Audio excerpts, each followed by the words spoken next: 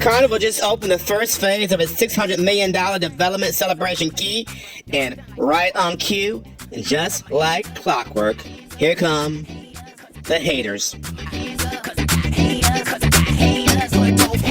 Rome may not have been built in a day, but in 3 years, Carnival Cruise Line managed to construct from the ground up, as they say, a beautiful resort that is at least as good, if not better, than Royal Caribbean's Coco Cay that took it 30 years to develop.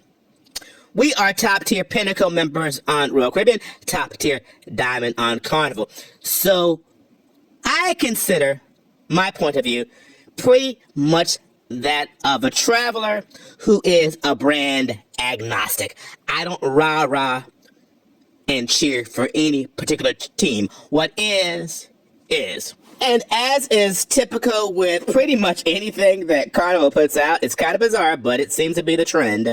The nitpickers come out to criticize everything that they can find, every small nit that they can find about this new beautiful enclave, the drink package, the food situation, the pool noodles, and on and on and on, as if this is not a for-profit business. Because if they had any financial savvy and compared overall cost of getting here on Carnival and what you spend in a full day versus the same thing on Royal Caribbean, apples to apples, Carnival is a better value when you put pencil to paper. What is.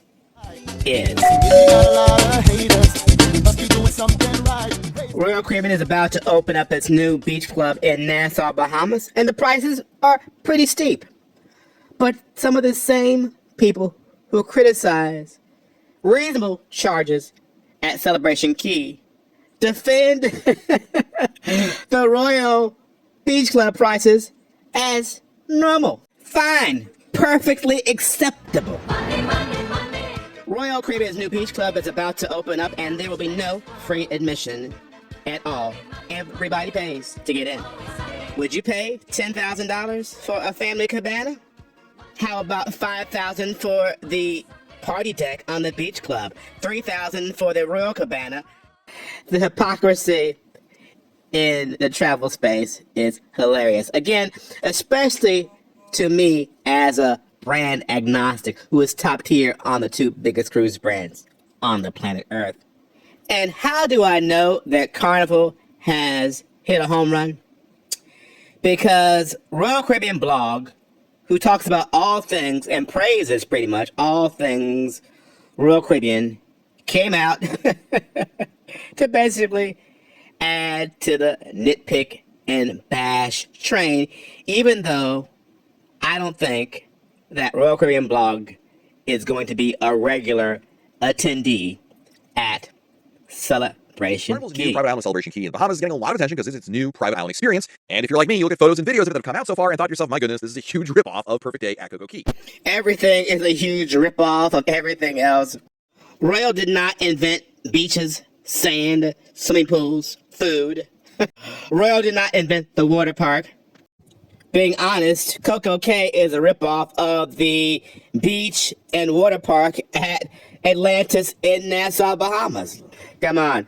The aqua shows on Royal Caribbean are a ripoff of the Cirque du Soleil shows in Las Vegas. Like, oh, Hideaway Beach at Coco Cay is a ripoff of Virgin Voyages Bimini Beach Club. The inward-facing balconies on the Oasis and Icon ships are a ripoff of many hotel brands that do the same thing to maximize the number of rooms with windows. So,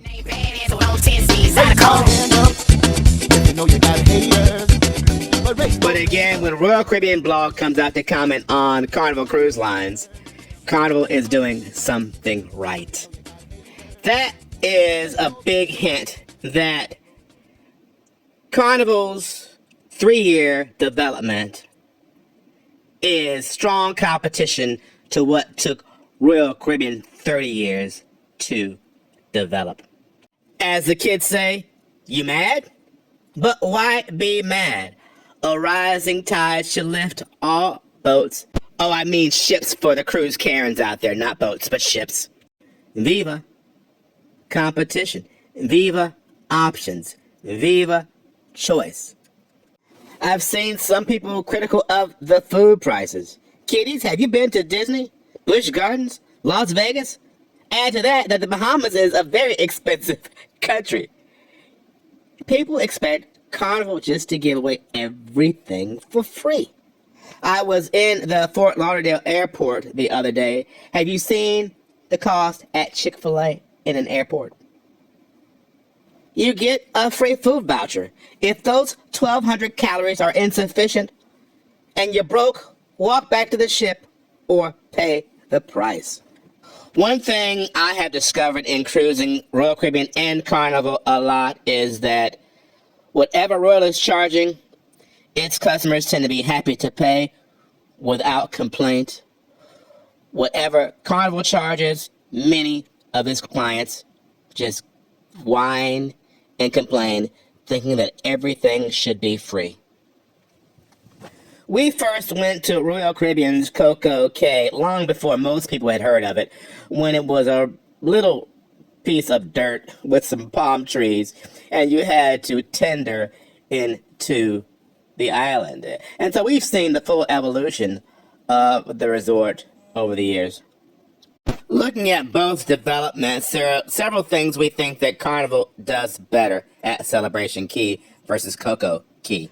The first thing we think that Carnival is doing better is its emphasis on local employment and local involvement. Retail stores owned and run by Bahamians, employing over 1,500 local people, using local people to construct the facility, buying from local vendors supplies and services, and the fact that local vendors can sell their excursions, and the fact that I'm not locked in to this one enclave as I am on Coco Cay. I can take excursions around the full island. I can book resorts around the full island. I can go to casinos around the island. I'm not locked in. We like what we're seeing in the restaurant options, and sure, they give you a voucher for one meal, but I don't see a lot of people on cruise ships starving. That a 1,200 calorie meal won't be a decent lunch for most people.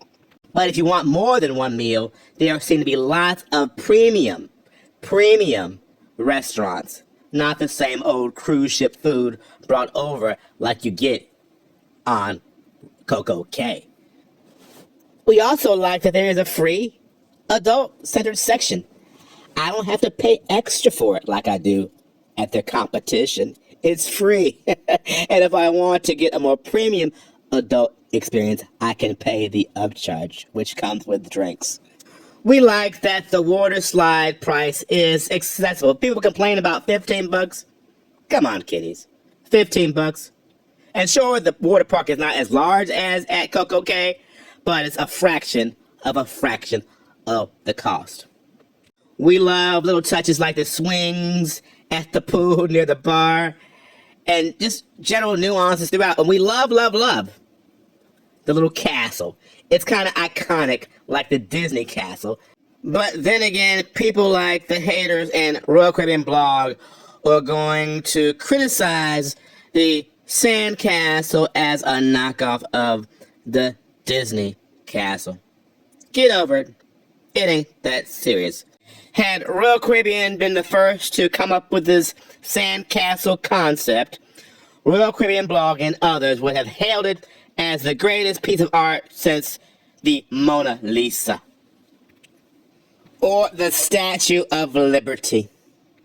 But we love the iconic positioning of the sandcastle because I can imagine pulling in to Freeport and having that stick out as an iconic marker. Like when I pull into Nassau and see Atlantis, when I go to Paris and see the Eiffel Tower, or when I see the Capitol Dome in Washington.